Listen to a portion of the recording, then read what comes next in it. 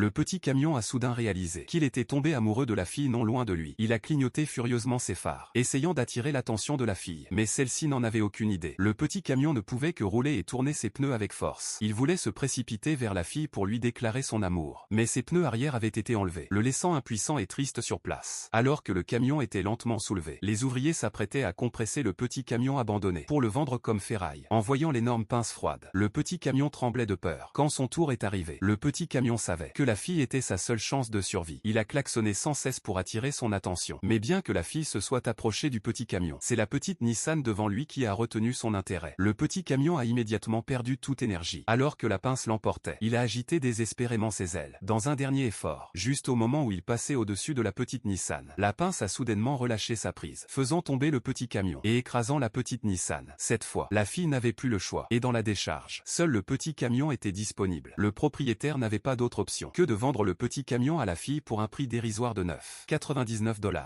Ravivé, le petit camion était fou de joie. Dès que la fille s'est assise à bord, le petit camion a fait passer une lettre d'amour qu'il avait écrite à travers la boîte à gants. Mais comme il n'y avait pas de signature, la fille ne savait pas que c'était le petit camion qui la lui avait donné. Ensuite, la fille a inséré la clé pour rentrer chez elle. Mais avant même qu'elle n'appuie sur l'accélérateur, le petit camion a accéléré tout seul, montrant ses compétences de conduite à la fille, ne nécessitant ni accélérateur, ni volant pour se déplacer. Le petit camion effrayait vraiment la fille, qui pensait avoir heurté quelque chose. Le petit camion, croyant que les mouvements du volant de la fille étaient une démonstration d'amour, a filé à toute allure, emmenant la fille jusqu'à un atelier de réparation de voitures, manquant de peu de percuter le propriétaire, Jacques.